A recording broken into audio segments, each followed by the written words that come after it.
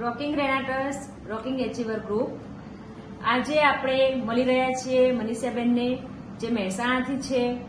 એમને એક બહુ જ ભયંકર બીમારી હતી તો એમાં એમને જોરદાર રિઝલ્ટ મળેલું છે.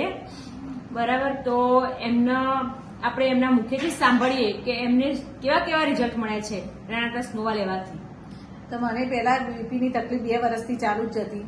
પછી મને રસીલાબેન મળ્યા અને એમને મને રેનાટર્સ નું સજેશન આપ્યું અને એમને કહ્યું કે તમે આ દવા ચાલુ કરી દો. આ એક દવા નથી, આ એક ખોરાક જ છે અને એ આયુર્વેદિક જ છે, કોઈ દવા છે જ નહીં અને આની કોઈ આડ ઇફેક્ટ નહીં.